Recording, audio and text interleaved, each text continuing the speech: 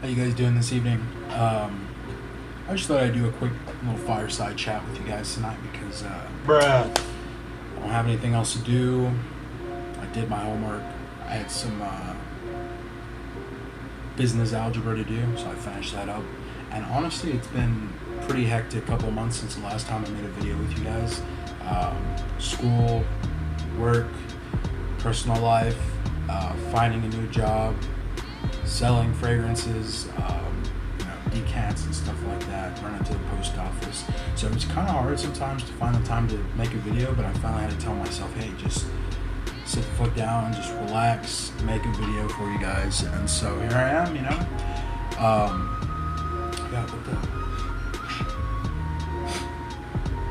that feeling when you can smell a fragrance coming off your jacket after you've worn it a couple days ago? So I can still smell this fragrance on me actually, and I'm trying to figure out. Oh, that's what it is. It's Alexandria's 1981X, and that is actually a clone of Naxos. You see me, you know the video. I've done the video before, but today I'm actually going to be doing a quick little go through on Happyland fragrances. I've actually done a video on their barbershop fragrance before. So I'm going to be doing a quick kind of like go through on my Happyland fragrances ranked. I believe there are 1, 2, 3, 4, 5, 6, 7, 8, 9, 10 different releases. EJ is an awesome guy. I talk to him on Facebook from time to time, and I actually have all of their releases. And I think I have more Happylands in my collection now than any other brand of fragrance. I'm trying to see if my Alexandria actually have numbers, because there was a time when I used to have a lot of Alexandrias, and I've kind of shortened my collection, not because I don't like Alexandria, but just because a lot of the fragrances I try to wear, or I try to keep things rather than I only wear. And so for me to have something that I don't wear at all is kind of like I could be spending the money for something better. So without further ado, the first fragrance on my list that I wanted to go over with is Rhyolite. This one, and all these fragrances I'm gonna just kind of touch briefly, but I will do a review video on most, if not all, these fragrances in due time. Just bear with me, good people. But Rhyolite right here, I'll put it close up to the camera. This is a Calamat style fragrance. It's an Arabian style fragrance, originates in the Middle East, and these fragrances, they typically have like blueberry. They've got a touch of blueberry. They've got the honey. They've got spices. They've got amber, and so this one is just really solid. Honestly, sometimes I'll put this one on when I'm just chilling in bed or when I'm chilling at home, and it's really like, for me, it's a cozy fragrance. And I know a lot of people, they say that it's not gourmand. Personally, for me, I feel like it's a little bit gourmandish, if anything, for like the honey and the blueberry. It does give me some gourmand vibes. This one's really, really good. This one's definitely my favorite. And honestly, it's become to the point where, like, I would say maybe like I have a lot of fragrances in my collection, but maybe like 1/4 or 1/3 of the time I'm leaving the house, I leave the house with a Happyland fragrance on, whether it be barbershop. It just depends on the weather, obviously. But this one is a really nice cold weather fragrance. It has really, really good performance. This thing, I kind of give you a clue. When I was at work one time, I sprayed it behind my desk, and I work in a hotel, and they could smell it in the meeting room. So you go down the hallway, go down another hallway, and they could smell it in the meeting rooms. So you got to be careful if you're gonna bring it with you in public places. And that's pretty much it for that. Now, my next fragrance is gonna be Barbershop, and you guys I'm sure y'all have seen my video for it, so y'all can go watch the video if you want a more in-depth description of this one. But I'll kind of keep this one short and simple. It's a mass appealing barbershop fragrance. It's got orange, it's got bitter orange, it's got some citrus in it, it's got oak moss. It's just a very nice barbershop fragrance, but it's a modern take on it. So it's not like your classic fougere style barbershop. I mean, it is a fougere, but you know what I mean.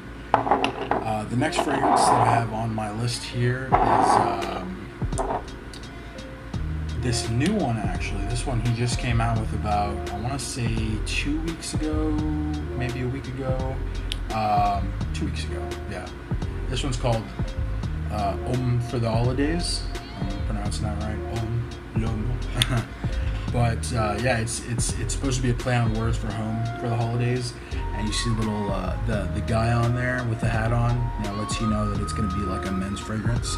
But this one has it's really nice because it's a purely gourmand fragrance.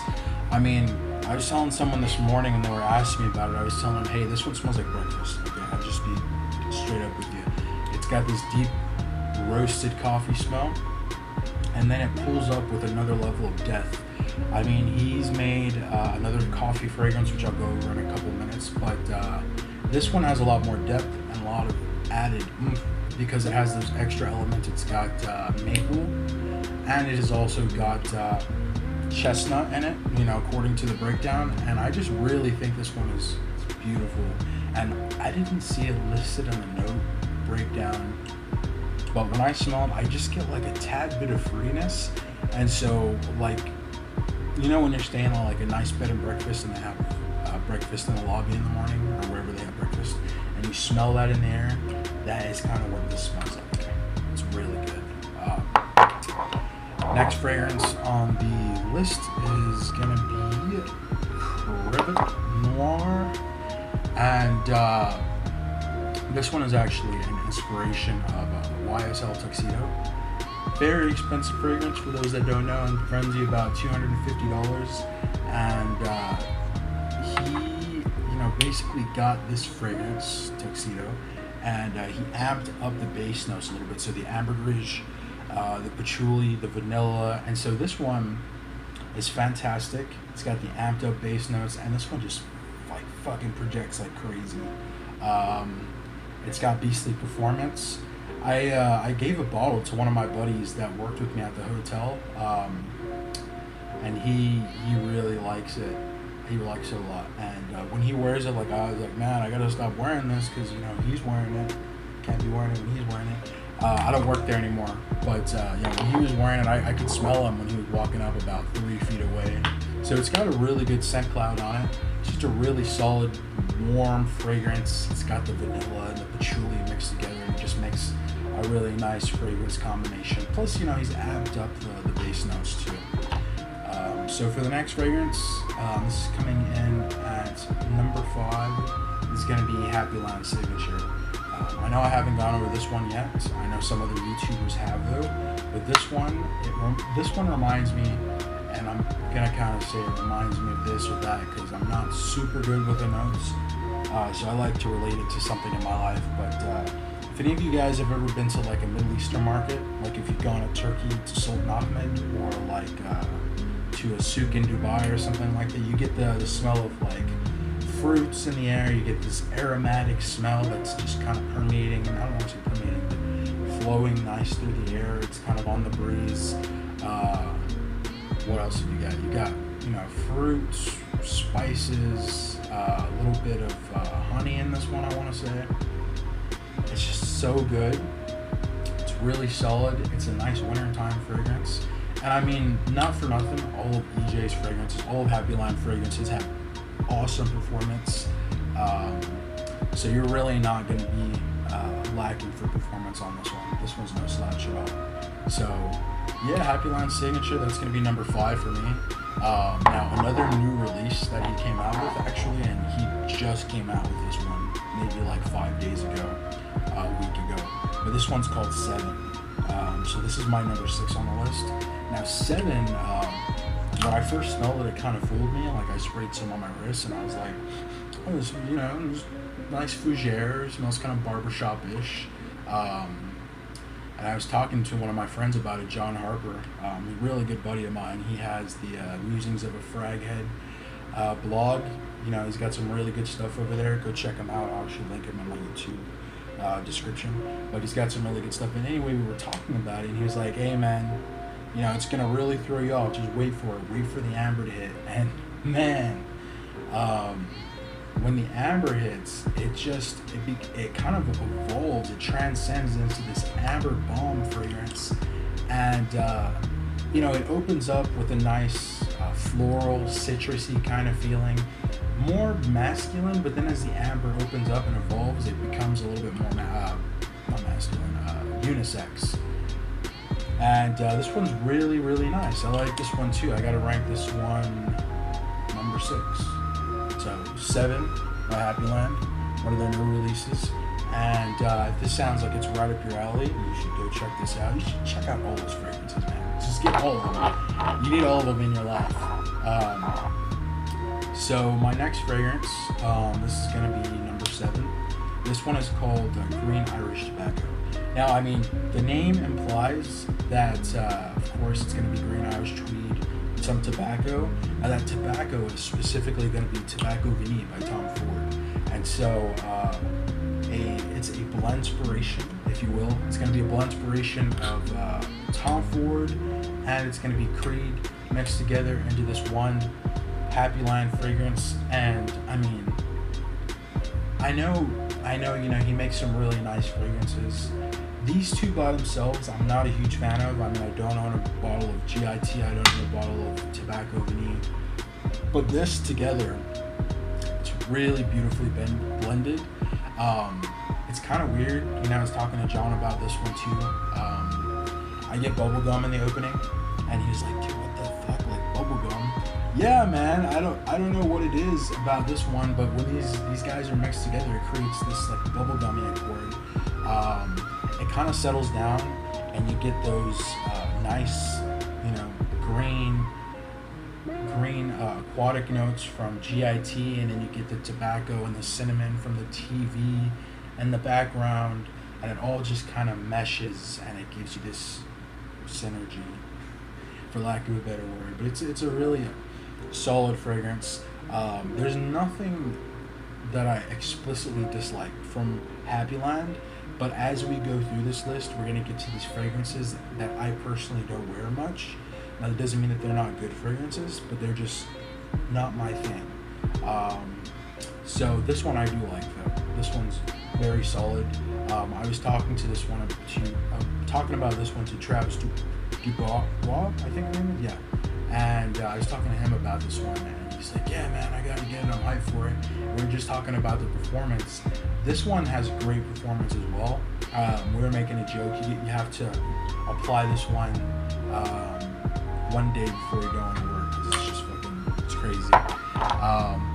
Next fragrance is the one that I was talking about a little bit earlier, the one that I alluded to earlier with for the holidays. But this one is called Queer Cafe. As the name implies, cafe, it's coffee, cuir, which is leather.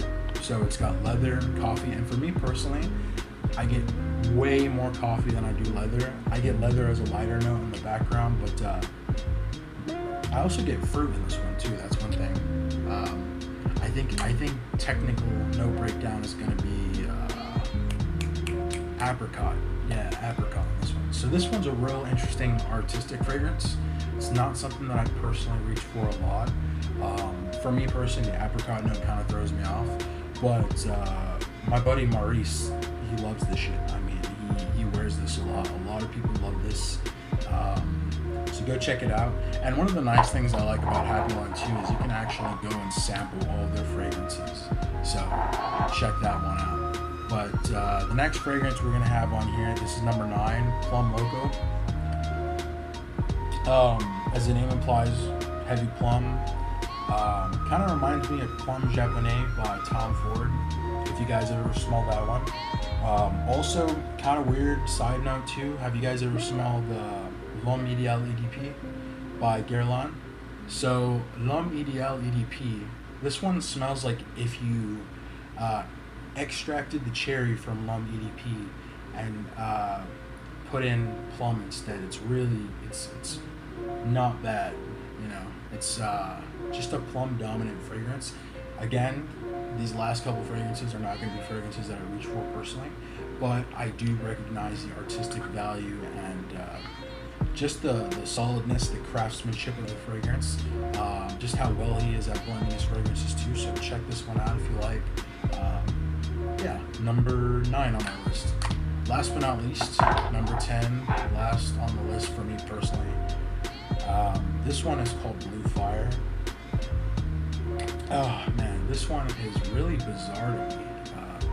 It's supposed, so according to the technical note breakdown, it's got like orris root, which is going to give it like a powdery smell. It's got some aquatic vibes to it for sure. And I'm trying to think, it's also got strawberry too. I don't smell strawberry, like at all. I can't smell strawberry. I don't know what the hell this is. And I'm not saying that in a bad way. Like, I just don't know what to make of it. Like, it's just really interesting. I do get the powderiness though. Yeah, it's just one of those fragrances that's kind of like an acquired taste. For those that love it, and there are a lot of people in the group that love it. Don't get me wrong, these last couple fragrances are my personal list. And it's not like there's not people that, you know, don't absolutely love these fragrances, but again, for me, it's not my thing. But yeah, Blue Fire, that's what it looks like. It's a unisex fragrance. I kind of forgot to mention too, but Plum Loco is unisex as well. So a lot of his fragrances are either for male, and then a couple of them are unisex, like Rhyolite, Plum Loco, Blue Fire, they're unisex. And then the rest of them I mentioned are going to be your masculine dominant fragrances. But I do think that a confident female obviously can pull them off. Because personally for me, I do like pulling off feminine fragrances. I've worn, what's that fragrance called? Parfum de Marly Delina. I wear that sometimes. It's got nice rhubarb. It's just fresh, floral. So yeah, just what I'm getting at is just don't be afraid to rock what you like. But I guess that's it for my list. I just wanted to do kind of a casual fireside chat with you guys just because it's been a while. I wanted to do another one of these because I do miss reviewing videos.